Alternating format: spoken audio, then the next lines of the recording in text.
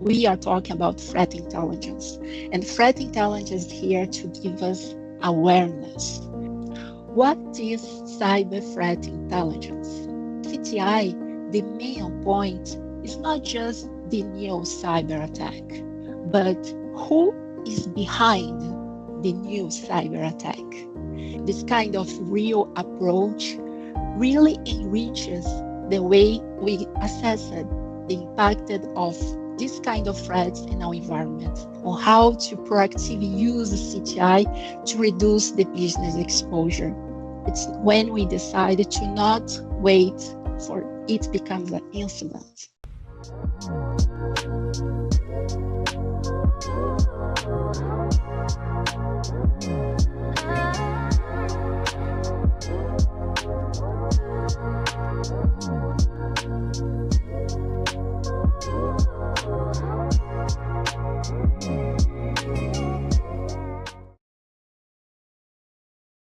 Good afternoon, everyone. Good morning, good evening, depending of where you are now in the world. Welcome to the Cyber Threat Intelligence for Beginners session. We are going to discuss a bit about what is CTI and how it reduces our business exposure. My name is Michele Ramos. I'm currently threat hunting and intelligence lead at CAE. My background is in network and network security, where I got the chance and opportunity to be certified in different domains as penetration testing, forensics, and cyber threat intelligence. I am also the human cyber representative at CE, which makes this opportunity so special to me. So glad to be here participating with you for the first time in the Canadian Women in Cybersecurity Conference. So let's get started directly to the point. What is cyber threat intelligence? In simple words, analyzed information, and that is very important. Analyzed information related to business threats. And here we'll call threats adversaries. Why? Because in CTI, the main point is not just the new cyber attack, but who is behind the new cyber attack. Yes, we want to understand the cyber threats, considering the adversary, hostile intent, what are their capabilities, and if they have an opportunity against us. This kind of real approach really enriches the way we assess the impact of this kind of threats in our environment, and also how we designed the protection of our critical systems and the data, the sensitive data inside them. This kind of real approach is also valuable during simulations of attack based on real attack, modern attack that just had happened by real cyber attackers. But in the end, who are these adversaries? Here we have three illustrations to talk a bit about them. The flags is a mention to the nation-state threat actors. They receive that name because they are supported and receiving funding by their governments, which means that their targets usually are other countries and governments. They do that to follow their government's interesting, follow their agenda in this geopolitical world. Usually, they have long-term objectives to not just gain access to critical infrastructure. They also want to guard that access, guard a backdoor for other operations.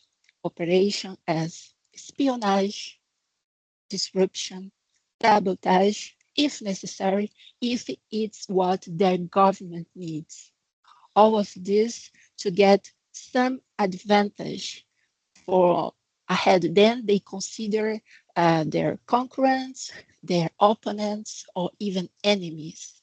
This in political matters, economical matters, and even military matters. Usually they use highly sophisticated techniques that's difficult to detect. This is the reason why they are also known as advanced persistent threats. Different of them, we have the other kinds of adversaries in the right uh, part of the screen that works very different. Cybercrime and hacktivism has short-term objectives. For cybercrime, what's important is the money. So when they steal our data, they will quickly find a way to take profit of that. They will publish in the dark web, in forums, in chats, in Telegram, in marketplace to take profit of what they found. Different of them, we have hacktivism. The main goal is not money. The hacktivists are looking for attention, for repercussion of their attacks. Usually they use DDoS attacks. There is some colleagues that don't think this is so concerning, but we need to revalidate.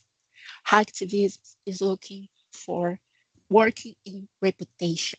That is bad for the target and good for them. Imagine the situation. Even if a DDoS lasted just a couple of minutes or seconds and didn't have actually no data leaked, we could consider, oh, we are okay. But if any service was disrupted, if any user, customer, employee, citizen was not able to find the service and start talking social medias, what's happening? I can't access the service. It creates a big chaos. And the chaos is interest for the hacktivism. They have attention, they have repercussion. And this is what feeds this kind of attack. For the hacktivism, usually they are motivated by ideological fundamentals to motivate them, but most recently they are very motivated by geopolitical events. We'll see them because geopolitical is each more tied with cyber threat intelligence. And you ask me, oh my God, all of these adversaries with different operations, how can I place myself, my company, to see from where we start? And here I have a precious tip for everyone. If you don't know from where to start, I really recommend the Canadian Center for Cybersecurity or Cyber Center. If you are in Canada, if you already have the opportunity to get familiar with them, good work. They are the technical authority in cybersecurity for Canadians, and they have services for everyone. It's a unified source of expert of advice, guidance, service, and support on cybersecurity. And it's really for everyone that needs assistance. Individuals, small and medium business, large organizations, infrastructure, governments, academia. You can even follow them on social media. And on the right of the screen, you see the nation cyber threat assessment that they recently published. It's a bi-yearly document to exactly gather all this kind of information for cyber threats in Canada. And I really recommend it as a trusted source of CTI for all of us. Let's see some of the threats. Here, for the Cyber Center, we see what they mean when they say here are the state-sponsored adversaries for Canada, and they show what are the cyber threat ecosystems, why they are considered cyber threats to Canada, who they are, and what they are doing, what are their operations. It's a very important information for all of our organizations. They also talk about the no-state threat actors as the hacktivists. Yes, they are inspired for geopolitical events, and they should be ignored because they are unpredictable. That means that in our side, yes, we need to have a protection for the DOS. We don't want to damage the brain of our organizations or the, the, the commitments that we have with clients, employees, customers, citizens, that a disruption will interrupt their way of life. And here I have some screenshots that are not from Cybercenter, they are from dark web, just to exemplify how the hacktivists brag their attacks. These three first ones is from a Russian hacktivism group that was very angry about with Canada and for Canada support in the Ukraine for the Ukrainians, and they used that as a way to punish Canadians, targeting federal and provisional websites to show a demonstration of power, may I say. And the last screenshot on the right, it's another group, an Indian activist group, who also use for the same intention due to recent geopolitical events between India and Canada. They express themselves hacking some members of a Canadian party and brag that in Telegram to say here is the repercussion of our attack. And it works for them. Usually they attract more members and even more fundings with this kind of attack.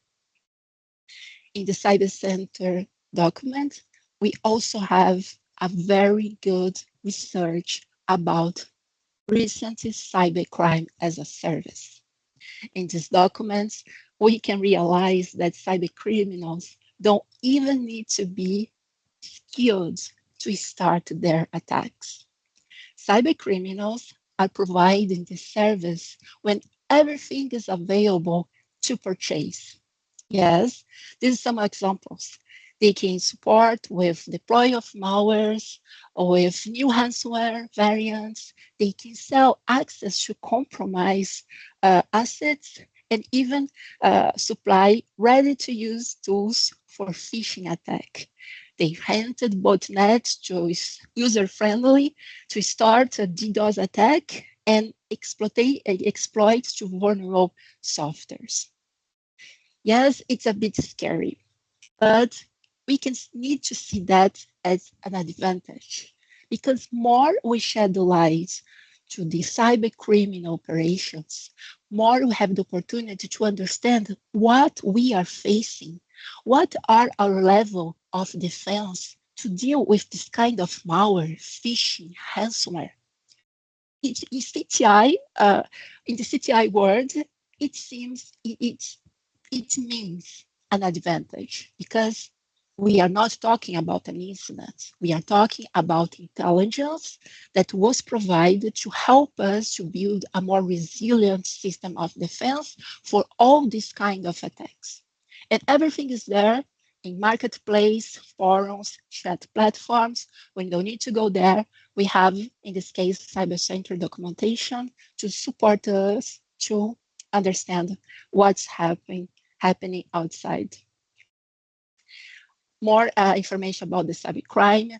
Ransomware was one of the most concerned cyber attack to Canadians, and we see how they are evolving. We see cyber criminals offering support to deploy, support to develop new ransomware at the same time that support additional service to their clients as the kind of infrastructure that it's we need to use the word bulletproof infrastructure, but that means that they are more protected from law enforcement. They also supply financial assistance to use cryptocurrencies to launder their funds from the operations and using anonymous platforms to communicate internally. It's a really evolving kind of threat that we are seeing. And this is, for instance, 2025, 2026, 2026. In the right, we see how many industry have been impacted by ransomware in Canada. This coming just from Cybercentre, and you see from 2022 to 2023 how it increased the ransomware incidents, and it seems for all the industry, it's hard to find one that was not being impacted. And at this point, you can ask me if we should freaking out. Yes, but not for too long. Let's remember, we are talking about threat intelligence, and threat intelligence is here to give us awareness. When you see how the threat actors are operating, even in a dynamic way to evolve in different steps, this is a call for us that we also need to start improving the CTI that we have.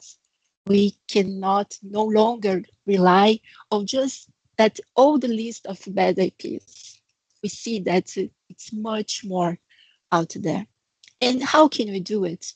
If I may say, a tip to start evolving internally in our team. I don't know if you have a CTI team or not, but you have access to an intelligence document and can start by yourself to do more intelligence-driven decisions. Discuss with other teams. Cross-function teams, may I say. It can be just IT or can be IT vulnerability team, risk management team. Let's take intelligence-driven decisions. Let's talk to each other in our team, in our side, in our organization, to show everyone what's happening just in the corner. Companies similar to ours, industry, our industry, or even the country, we see all these different adversaries, and this can give us an advantage. How are our systems of protections? They are using phishing. Are we able to do a simulation to see if our email protection can stop this kind of phishing they are using? Let's do a simulation, or even the malware. Let's talk with detection team. Team, can we have more use case, more alerts, more monitoring for this kind of malware? Because we see that's what they are using for targets similar to us. And everything that seems relevant in the CTI trends, we need to pay attention. From a trusted CTI source, as I mentioned, the Cybersecure, or any other of your trust, following what's happening, what are the attackers, that is a higher threat to our industry. And follow them as well, document the trends, try to understand what happened, when, by who, and most important, why that cyber attack had happened and how it happened. All this relevance can bring us to a more proactive actions to leverage CTI. And there is a call for collaboration to share CTI. We can do that internally, as I say, a channel with cross-function teams in our organization, take intelligence driven decisions, talk about patches. There is an advisory for a technology that you use in our company. Let's check what's the version, if the patch is available. If so, can we prioritize it? We have a severity here of threat actors take advantage of that. It's a way to communicate to other teams that they understand, yes, it's high severity. We need to prioritize that. And it will mitigate uh, all the potential damage if we become a target as well, because we already do a lot of homework before. And the call for collaboration is also externally. I don't know if you already heard about the information sharing and analysis centers, the ISAC. Usually they have a couple of ones as per the industry. Usually they have regular membership calls. And if you are not a member of that specific one for a specific industry, if something that can bring you more relevance in a way you do your CTI, you can participate of their community calls, or for one of the SX, or even for the Cyber Center, because they also offer community calls when they assist Canadian organizations about what's the last trending, what's the last recommendations. So it's a support that we can start using, take advantage to improve our CTI in our site. And I have some more examples on how to proactively use the CTI to reduce the business exposure. It's when we decide to not wait for it becomes an incident. If you receive that intelligence, if you have a source of intelligence that gives us this awareness with recommendations, it's a call to start putting in place, to do an internal plan of actions to reduce our business exposure. Here's these screenshots for Cyber Center as well. We see latest advisories as per technologies or alerts of recent compromises. In this example for Fortinet, you see that the vulnerabilities are even recent. Threat actors are taking advantage of this Fortinet vulnerability discovered in 2022, 2023, 2024. So it's a call to check if our products are being patched, yes or no, and if no, start following the recommendations. They explain everything, what should be done, where, how, and it's a very good support. And in the end, as you can see, they even say if you see something, send any alert in our environment, report to Cyber Center, encourage us to communicate with them through the portal, or email them for any kind of assistance. It's really valuable. And there is other source as well. I just mentioned a couple of ones. In LinkedIn, we have Microsoft Threat Intelligence, also the Recorder for recording future news as examples of other sources of trusted threat intelligence when they explain what the adversary are doing, how they are operating, how they are take advantage of vulnerabilities. All of that intelligence can be an advantage for us because we can start working proactively to take actions before the worst happens. Okay. We also have the Cybersecurity and Infrastructure Security Agency, a US agency with very important intelligence available on their website. And the call of collaborations is everywhere. As you can see, FBI recently asked for help against this China's hackers behind telecom breaches. It's a general call everywhere to join public and private sectors to collaborate, to join force, to share intelligence, take measures before a security incident is everywhere. And the second screenshot is for the Cyber Center when they pass a very important message. We need to recognize the dynamic nature of the cyber criminals, in this case, ransomware ecosystems, and how it's critical for us, the collaboration with all the industry, law enforcement, government, everyone. And here I have a not so recent research made by Aberdeen Group on how intelligence, effective intelligence, can reduce the business exposures. And there is no magic. When we start the mitigation before proactively, of course, we have already more time, energy, and synergy to do the best work we can. Different when it's in the middle of an incident, or in the middle of the chaos. And I believe I have a couple of minutes. If there is any question, I will check on the chat. There is a question here asking if there is any sites online that we can find some CTI database about trains. So I mentioned a couple of ones.